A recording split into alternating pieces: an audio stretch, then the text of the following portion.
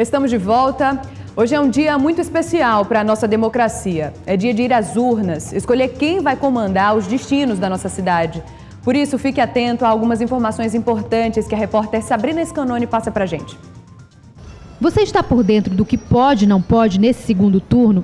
Sabe dizer se vai ter lei seca, qual o horário da votação e se vai ter reforço no transporte coletivo? No domingo, você está sabendo os horários dos ônibus para o dia da eleição? Não, ainda não. Ficou sabendo como é que vai ficar a questão da lei seca durante essas eleições aqui do domingo? Fiquei não. Sabe o horário? Não. Não tem nada esclarecido ainda para você, Não, né? para mim não. Para começar, o número de ônibus vai aumentar neste domingo. As linhas do Sistema Integrado de Mobilidade de Maceió seguirão a programação prevista até às 7 da manhã. Entre 7 e 11 da manhã e das 2 da tarde até às 5 da tarde, os ônibus serão reforçados a operar com a programação comum dos sábados. O ajuste será flexibilizado das 11 da manhã às 2 da tarde para que os rodoviários também possam votar. Por conta das eleições, as linhas que normalmente não operam aos sábados e domingos atenderão a população em todas as regiões de Maceió das 7 às 11 da manhã. O aumento no número de coletivos será de cerca de 35%. Já a quantidade de viagens aumentará quase 30%. E a Operação Lei Seca novamente ocorrerá. Só que o horário mudou. No primeiro turno começou meia-noite. Neste domingo começa às 6 da manhã e vai até às 6 da tarde. Não podemos mais admitir perder pessoas queridas por esta prática. Portanto, nós vamos estar na rua também para fiscalizar essa prática de conduzir seu veículo depois de ter bebido. E será que o horário de verão interfere em algo? Mesmo Alagoas estando de fora? Acho que não. Tem certeza? Sim. É o horário daqui normal, porque a gente no Nordeste não tem horário de verão. O João Vitor e a Simone têm razão. O horário da votação continua o mesmo, de 8 da manhã até às 5 da tarde. O nosso horário é o horário de Maceió, é o horário daqui do estado de Alagoas. Outras orientações do Tribunal Regional Eleitoral são: na hora de votar, leve um documento com foto. O título de eleitor não é obrigatório, mas é bom levar para confirmar o número da sessão. Quem não votou no primeiro turno pode sim votar no segundo. Quem estiver fora do domicílio eleitoral deve justificar o voto por meio de um formulário que pode ser encontrado nos sites do TSE e TRE, cartórios eleitorais, postos de atendimento ao eleitor e, no dia do pleito, nos locais de votação. O prazo para justificativa é de 60 dias, contado após a data da eleição. Eu volto agora a conversar com o repórter Batista Filho, ao vivo. Ele continua lá no CEPA e tem informações para a gente sobre mudança no local de votação. Batista, é com você. Muito bem, Juliana. Olha, uma curiosidade aqui, aliás, uma prestação de serviço, na verdade, porque você que está em casa e que vota na Escola Princesa Isabel, o TRE está informando ali que a mudança no local das sessões 261, 408, 416 e 422, tá? Essas sessões, na última eleição, né, no primeiro turno, funcionou na Princesa Isabel. Né, no Princesa Isabel. Agora está aqui na Escola Estadual Dom Pedro II. Para você que vai votar daqui a pouquinho ou vai votar à tarde e vota numa dessas sessões, elas não estão mais no Princesa Isabel, na Escola Princesa Isabel. Está aqui na Escola Estadual Dom Pedro II, tá bom? Eu estou com o Dorival. Dorival acabou de votar, não pode dizer em quem, tá? Senão a gente recebe um cascudo. Olha, mas como é que foi lá dentro? Tudo tranquilo e normal. Educação, nota 10. Demorou muito na fila, essas coisas? De maneira alguma. Tudo muito rápido. Rápido demais. São educados e normal. Tudo certo. Rápido. Bom, um grande abraço. Obrigado, irmão. Então é isso, gente. Como de fato estamos observando, tudo absolutamente normal. Juliana. Obrigada pelo serviço, viu, Batista? Olha só, uma das maiores reclamações do maceioense é a má qualidade do transporte público. O setor passou aí por um processo de licitação, ganhou novos veículos, mas velhos problemas continuam. No embarque é um salve-se quem puder. Hoje tá bom, tem dia que é pior, meu filho. Se perder esse... É 1 hora esperando outro. Dentro do ônibus, mais aperto, calor e reclamação. que a gente vai muitas vezes pendurado. Já vi passageiros suares, frio, até passarem mal, se sentam até no chão mesmo, no solo, por passar mal, realmente. Na avenida mais movimentada de Maceió, o corredor exclusivo para os ônibus até agiliza a viagem. Este ano, a frota subiu de 550 para 700 veículos, mas em horário de pico não atende aos cerca de 350 mil passageiros. E para passar por todo esse sufoco, o usuário ainda tem de desembolsar R$ 3,15. Esse valor deixa a passagem de Maceió como a terceira mais cara do Nordeste. E diante de tantos problemas, o eleitor elegeu o transporte público como o principal desafio a ser resolvido pela próxima gestão. O candidato do PMDB é o deputado federal Cícero Almeida, que já foi vereador e prefeito de Maceió entre 2005 e 2012. Ele pretende fazer uma revisão do sistema de transporte. A população de Maceió hoje ultrapassa 1 milhão de habitantes. É necessário que se reavalie toda essa situação, se reavalie também a licitação que foi feita, o custo hoje que cada alagoano paga por uma passagem, tudo isso vai ser estudado, vai ser analisado. Na tentativa à reeleição pelo PSDB, Rui Palmeira, ex-deputado estadual e federal, aposta na implantação da meia passagem para todos os passageiros aos domingos.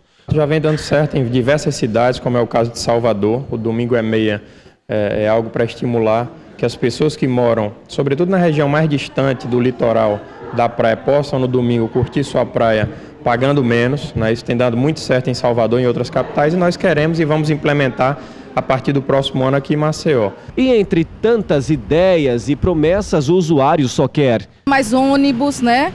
Ter geladinho como antes. Que vale a pena, o preço se cobra. E eu estou aqui no estúdio com o jornalista Arnaldo Ferreira. Nós vamos conversar agora com o jornalista Odilon Rios. Bom dia, Arnaldo. Bom dia, Odilon. Prazer recebê-los aqui. Fica à vontade, Arnaldo. Primeiro, é uma honra estar participando do seu programa com você. Honra nossa, honra nossa. E com o Odilon, meu querido amigo, jornalista, comentarista político. Nós cobrimos bem os bastidores. Odilon, pelo que você vê, essa eleição, ela encerra agora ou nós vamos ter reflexos? Bom, Arnaldo, antes de tudo, bom dia. É necessário que a gente perceba que há uma briga muito grande com os calheiros para que eles possam assumir esse mercado eleitoral da capital, uma briga que eles novamente estão perdendo. Se nós lembrarmos que em 1988 Renan Calheiros perdeu a eleição para o pai de Rui Palmeira, que foi o Guilherme Palmeira, então hoje nós temos uma repetição desse passado. Os calheiros têm muita dificuldade, né? Os calheiros têm muita dificuldade de entrar em Maceió. Há uma rejeição imensa a eles, há também a questão dos efeitos da Operação Lava Jato, eles não conseguiram emplacar, fizeram uma escolha errada em relação a Cícero Almeida, não seria Cícero Almeida, seria Ronaldo Lessa para disputar a Prefeitura de Maceió. Eles perceberam, eles próprios percebem hoje, dentro do Palácio da República dos Palmares, o erro que foi a escolha de Cícero Almeida. Mas não é só na capital, a gente vê que perdeu capital eleitoral, vamos dizer assim, também no Agreste de Alagoas. Como é que você observa essa derrota? Há uma recomposição que eles vão ter que fazer de forças para poder tentar chegar a 2018 com mais tranquilidade. Por exemplo, eles vão ter que compor com Júlio César, que é prefeito de Palmeira dos Índios. Eles vão ter que tentar compor, fazer um acordo político com Rogério Teófilo. E será possível, por exemplo, recompor com Júlio César, que é de Palmeira dos Índios, que tem suas origens no PSDB? Exatamente. Poderia ser possível se houvesse uma aproximação de Renan, pai, com o Teotônio Vilela Filho. A gente tem que lembrar que em 2018 nós temos 2 vagas ao Senado. Então poderia ser Renan Calheiros e Teotônio Vilela Filho nessa disputa, o que geraria uma despressurização do PSDB no Estado e aí facilitando esse apoio natural dos tucanos a Renan. Quer dizer que o reflexo então é 2018, o que está sendo decidido agora é 2018. Exatamente. Aí a gente percebe também uma coisa, Arnaldo, o eleitor de Maceió ele é muito tradicional, ele é muito conservador. Desde quando a reeleição passou a valer no Brasil, desde 2000, nas chefias do Executivo Municipal, nenhum prefeito deixou de ser reeleito em Maceió, assim como também nenhum governador deixou de ser reeleito na capital. Segundo as pesquisas apontam, a tendência é que o Rui Palmeira ele siga esse caminho natural. Há também diferenças muito grandes, técnicas, na campanha de Cícero e na campanha de Rui. E o perfil, a forma como o Cícero Almeida tentou assumir um debate mais agressivo na televisão, nas redes sociais, até mesmo nas televisões, a maneira como ele se portou, isso acabou tendo uma rejeição muito grande do eleitorado em relação a ele. Mas o processo ainda não acabou. Não, o processo ainda não acabou. Temos aí, vamos ter até 5 horas da tarde. Pois não. Agora, Odilon, essa campanha a gente pôde comprovar que teve um tom muito agressivo, né? Um tom muito tenso. Até que ponto isso ajuda ou atrapalha o eleitor? Atrapalha porque é como se fosse um estilo muito antigo. Historicamente, as campanhas em Maceió, eu falo só de Maceió, só de Alagoas, aliás, elas são muito baixas. Elas são muito, elas vão muito ao mar de lama. As propostas, que é o que importa, não são discutidas, A campanha né? de 88, por exemplo, Guilherme Palmeira e Renan Calheiros também teve esse tipo de situação.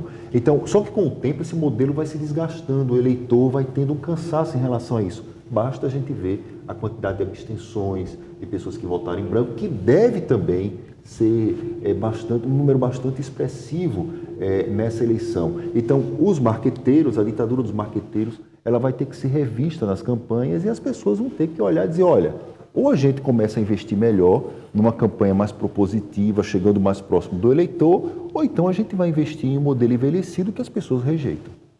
É verdade. Eu vou ter que dar um pause aqui na nossa entrevista, claro, rapidinho, claro, Odilon. sim. Agradeço muito a sua participação. A gente volta daqui a pouquinho com você. Agora a gente vai falar um pouquinho sobre mobilidade urbana, que é um dos grandes problemas a ser enfrentado pelo próximo prefeito. Um ótimo exemplo fica aqui mesmo, no Jacintinho, onde fica a TV Ponta Verde. Num trânsito caótico, veículos, ciclistas e pedestres disputam o mesmo espaço na via. O problema aqui não é de agora. O trânsito no Jacintinho já estressa há muito tempo. Aqui não tem trânsito não, aqui é uma verdadeira bagunça. Porque o pedestre aqui fica disputando espaço com o motorista, né? Porque as calçadas do acostamento estão tudo ocupado. Aqui é um problema sério. Aqui isso aqui já era para ter resolvido há muitos e muito tempo. O que você acha que poderiam fazer aqui pelo trânsito?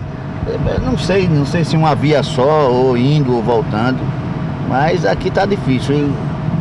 Esse monte de barraca, uns carros parados. O que a gente mais vê é motocicleta. Para os motoqueiros não é nada fácil também, mas muitos deles não andam na linha. Aqui é difícil demais, aqui cada dia é um problema diferente, né? Alexandre diz que quem mais sofre aqui é o ciclista. O que está faltando aqui no Jacintinho para o ciclista? Uma via, né, do ciclista, né? Se tivesse era melhor. Pois é, uma via de mão dupla, muito estreita, em um lugar onde há um fluxo enorme, não poderia ser bom mesmo, né? O tamanho das calçadas também deixa a desejar, fora que são irregulares, o que dificulta a vida do pedestre. Aí muita gente acaba indo para o canto da pista e compete espaço com os veículos. O comércio é o forte do bairro. A quantidade de lojas e camelôs impressiona. Tem de tudo por aqui. Fora isso, tem uma feira a todo vapor. Meio bagunçado, a gente queria até encontrar algum órgão que resolvesse pelo menos o problema das calçadas, porque quando a gente passa mais na frente você vai ver um sorvete aqui, um acarajé aqui e uma banca de óculos, quer dizer, o pedestre está sem espaço para passar, né? Porque está se arriscando mais na pista do que na calçada. São mais de 200 mil pessoas, fora que o bairro atrai gente de tudo que é canto. Vamos agora a um dos pontos mais críticos. O famoso cruzamento do Jaça, como o bairro também é conhecido. O lugar é de fazer qualquer um perder a paciência. Não é por nada que o Jacintinho é comparado a Nova Delhi, na Índia, cidade com um dos trânsitos mais caóticos do mundo. É um local que tem, acho que 12 interseções. Fica muito difícil para a gente que é motorista. Como é que você faz para atravessar aqui? Tem que ir na paciência e ter calma mesmo, porque senão é capaz de ter uma batida. Ouvimos motoristas, motoqueiros, ciclistas e os pedestres como ficam nessa situação. Eles deveriam ter maior prioridade no trânsito, mas quem anda a pé aqui sente o desrespeito na pele. As reclamações vão de ausência de faixas, semáforos, calçadas decentes, mas o que mais incomoda mesmo é a falta de consciência dos condutores. Deveria ter mais faixas dos pedestres aqui. E no local da faixa, o motorista respeita o pedestre? Alguns respeitam, outros não. O que menos respeita é o motoqueiro. Muitos param e muitos passam direto, até moto. Tem que ter cuidado, né? Com certeza.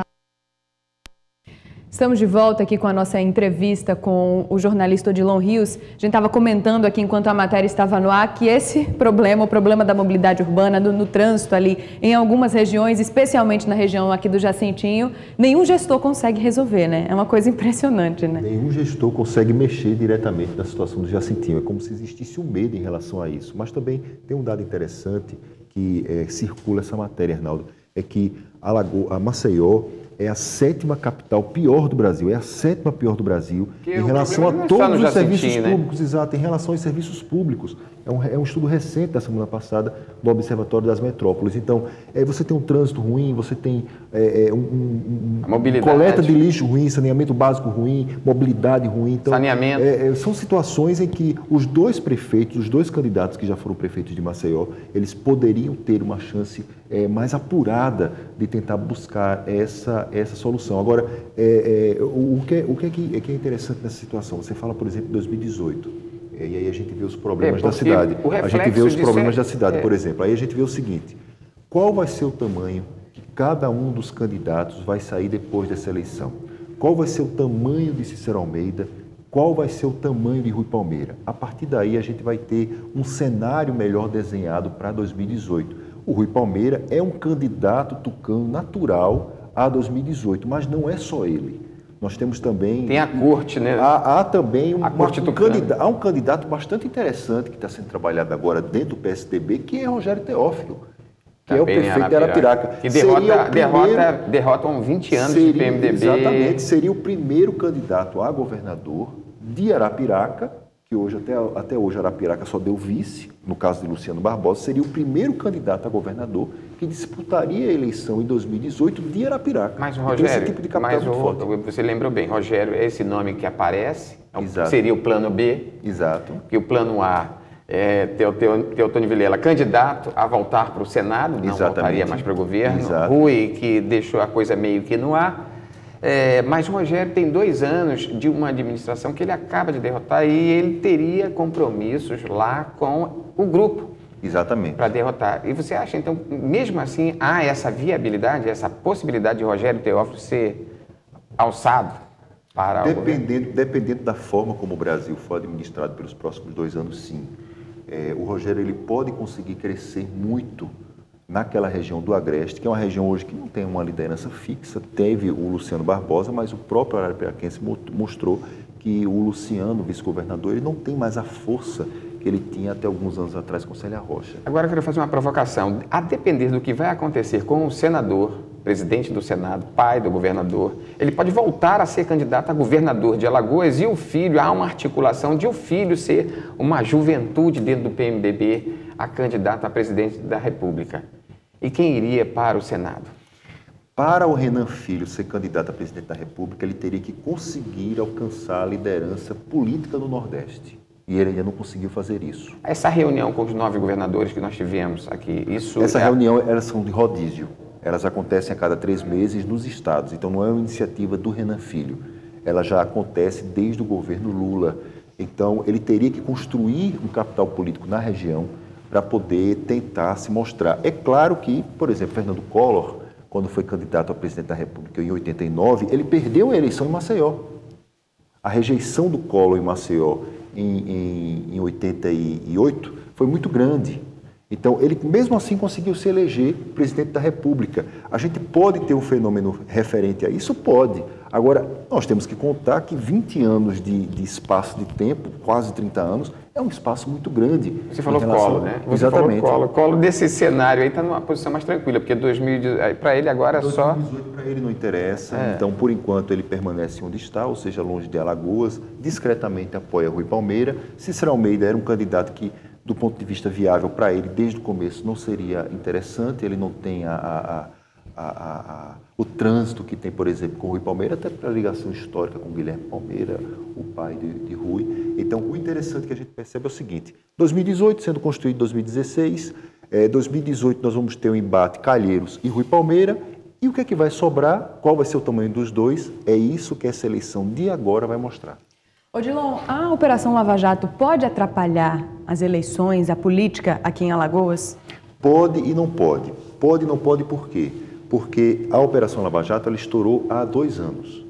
Então, de lá para cá, nós tivemos já a eleição em Alagoas. E até hoje, isso não atrapalhou diretamente nem o senador Fernando Collor, muito menos o senador Benito de Lira, e ainda assim também não atrapalhou Renan Calheiros. A depender do desenrolar no Congresso Nacional e esse confronto que há entre os poderes. Exatamente. Né? Agora, a rejeição dos Calheiros em Maceió, ela é histórica e ainda não conseguiu ser quebrada. Talvez ela tenha piorado com a Operação Lava Jato, mas aí o desafio é exatamente quebrar isso. Vamos supor, nós estamos conjecturando, né? Não tem nada definido, exatamente. Mas que são hipóteses. Existe uma investigação em curso contra o senador. Vamos supor que numa dessas investigações ele venha a acontecer o que aconteceu já com alguns outros, né, senadores. Ele seja condenado. Isso vai interferir no processo. Interfere porque nós temos na próxima semana, dia 3 de novembro, o julgamento do Renan no Supremo Tribunal Federal. E há uma possibilidade dele ser afastado da presidência do Senado. Então, essa possibilidade é muito grande. Então, isso pode diretamente mexer com a eleição em Alagoas, em Maceió. Agora, nós temos que contar o seguinte, o Renan Calheiros, ele é uma fênix. E ele pode ser cambaleado agora e pode renascer, por exemplo, como candidato a governador em 2018, pode surpreender. Essa é a possibilidade. Pode surpreender. Então, nós temos aí coringas dentro do PMDB sendo trabalhados, agora nós temos coringas também dentro do PSDB sendo trabalhados para 2018 e qual é a perspectiva que isso vai ser alcançado para daqui a 2 anos? É essa grande dúvida que nós temos a partir de agora. Odilon, agradeço imensamente a sua participação aqui no nosso programa especial de eleições. Um bom trabalho para você. Muito obrigado também. Muito Obrigada, Arnaldo. A gente se encontra daqui a pouquinho novamente aqui no estúdio, né? Combinado, então. Você vai ver a seguir saneamento, coleta de lixo e meio ambiente. Desafios para a próxima gestão. E aqui no estúdio a gente tem mais uma entrevista ao vivo, dessa vez com o cientista político Ranulfo Paranhos. Eu volto em instantes, até já.